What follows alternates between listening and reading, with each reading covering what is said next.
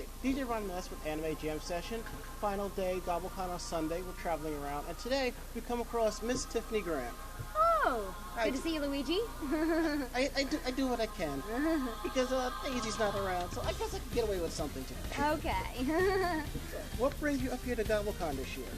Well, I actually got invited to this event nearly a year ago. Yeah. And hadn't been to any conventions in this area for a while, so decided I better make my way back up to the Connecticut, New York area.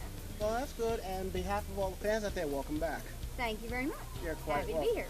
So, how did you get into voice acting in the first place? Well, it's been actually almost 18 years ago now. Yeah. I had a background as a theater actor, and there was a new company that had just started in Houston, where I live, and they had released a few shows that were subtitled, but they wanted to start getting into dubbing the shows into English so they could really reach a wider audience. And they said to their friends, hey, if anybody knows some actors, please tell them about our audition. So someone knew about this thing going on with ADV Films, well, really just AD Vision at the time. Right.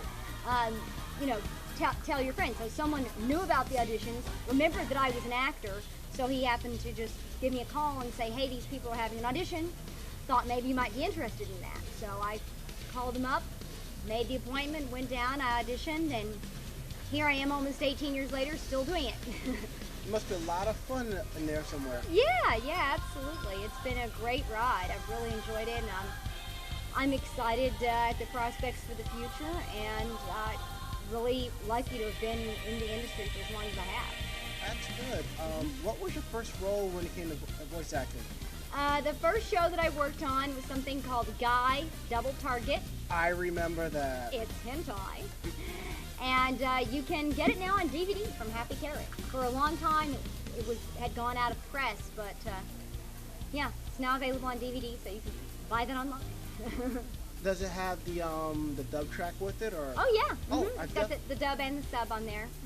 I definitely will have to check that out. So. Yeah, when it was originally released, they released two versions of it. There was the unedited version, and there was a slightly edited version where it was still hentai, but they cut out some of the really egregious stuff. Oh, okay. So I only this year actually saw the completely unedited version. Shocking. It made you that Stewie side turn like. Yeah. Because Really? see, my character was never in the really, really bad scenes, so I Okay. didn't know how bad it actually got. But yeah, the storyline is kind of hard to follow. There's really not much of a storyline. But hi, I'm here to deliver your pizza. No, there's no pizza. But anyway, that was the first show. So I see you have Oscar earrings. Something Yes, tells they me that's are. your favorite character. Technically, these are Cupid dolls, and they're cosplaying as Asuka. That's kind of a thing. But I do like to refer to them as my little mutant Asuka babies. And yeah, Asuka's been a really important character in terms of my career and so forth. So Asuka's been very, very important for me as an actor. Okay.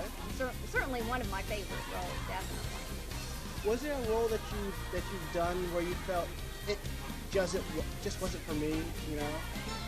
No, I mean, you kind of, Okay. you take ownership, you make it into something, Okay. you know, even if it's just one line, you know, you have to connect with it on some level. So, Okay. yeah, I'm happy to take whatever jobs and whatever opportunities come my way. I'm always thrilled for that. That's pretty cool. I do know that some actors and voice actors and actresses, depending on the roles that they do, they try to get into the character or try to pick up that style or the trend. How far have you had to go just to pick up the familiarity of the character?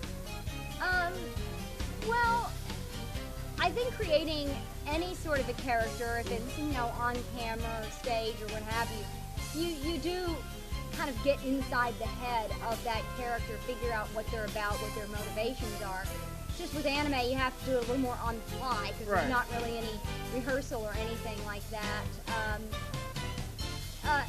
of course, a character that you get to perform for many, many episodes or over a number of years, you just get to be, I guess, more in tune with. Something like Oscar that I've done for a really long time, I have kind of a communion with, more so than maybe some other characters that I did that were just, 1 or 2 episodes or something. I did, on the last recording session that I had, a really super fun show. It was called Legend of the Mystical Ninja. It's based on the Goemon video game. I remember that, yes. And I played one of the lead characters in that. He was a little boy, about 11 years old, Tsukasa Ishikawa. And I kind of dressed as him my last recording session, but that was just really for fun. Basically, he always wore like this blue buttoned-up shirt and khaki shorts. So I dressed like that for my final recording session. And I did also for the last recording session that we had on Kaleidostar, where I played Jonathan the Seal. I had my Jonathan the Seal plushie with me in the studio when we were doing the very last session. We recorded that for a couple of years. That was 52 episodes. Okay. Worked on that for a long time. I miss Kaleidostar. So when you were in the studio recording, was it just you, or were you with other people? Yeah. We generally, that's the way the dubbing process works when you're doing a replacement dialogue in another language. That's the vast majority of the time that's done, where you have a single actor in a recording booth just with the sound engineer and the director. So that's it. It's a pretty solitary process in a way as far as acting goes, but you do have a good relationship usually with your sound engineer and director, so you're not working completely alone. Okay.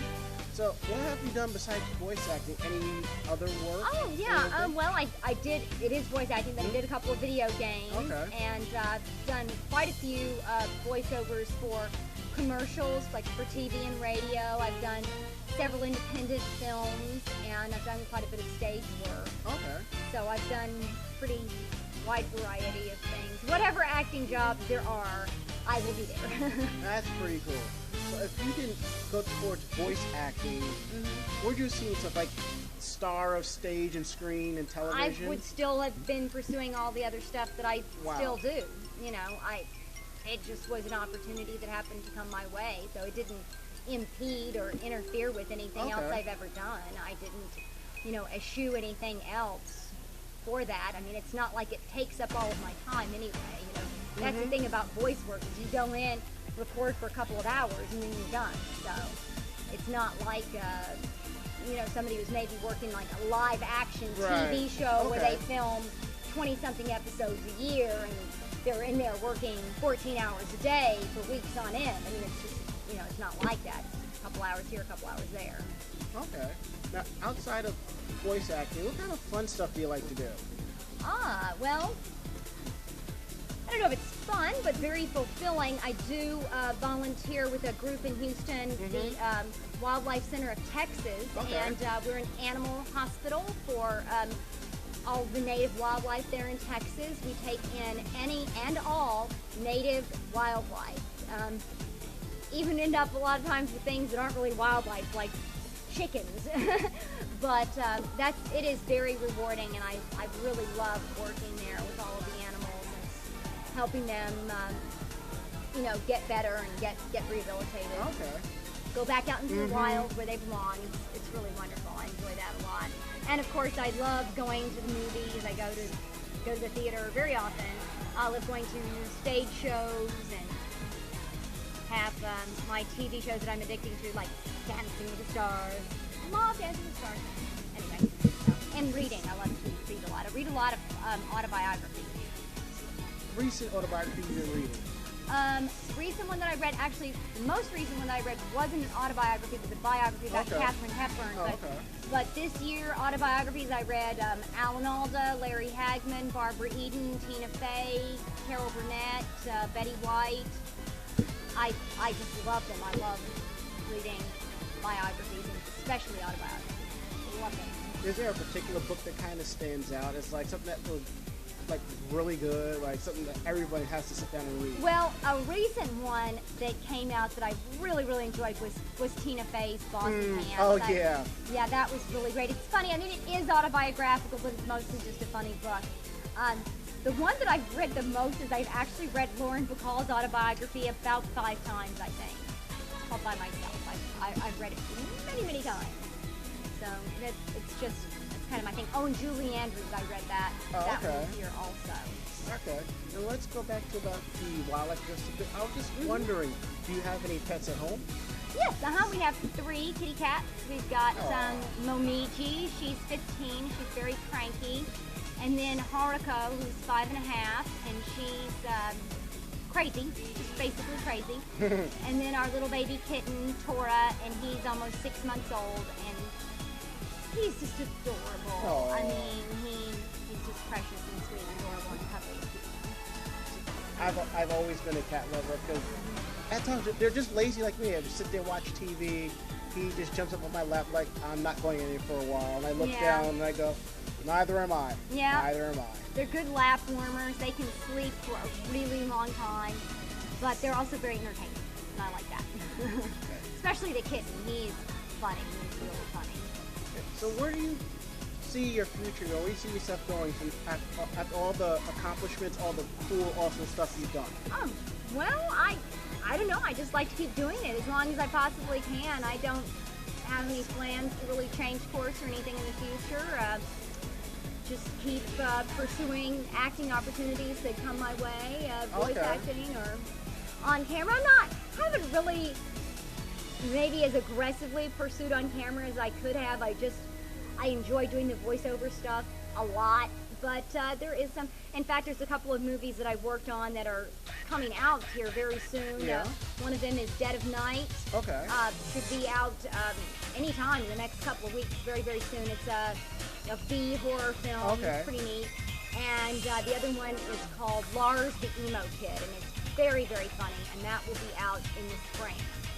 And so I have a role in both of those independent films. I'm not sure what the venue will be for acquiring those. Probably Amazon. I don't really know, but if you can look at all this stuff on the interwebs. It's amazing for that. And they're listed on my IMDb page, so really easy to follow up. We'll on. definitely have to check that out. Mm-hmm. Well, Tiffany, thank you so much for your moment of your time. So, any last parting words, perhaps? I just want to say thank you to the people who have been so great in supporting the anime industry all these years, and hopefully you guys will stick by us and subscribe to the Anime Network, buy DVDs, and really get behind it and support us so that we can all pull through. That we will do. DJ Ranma S signing off.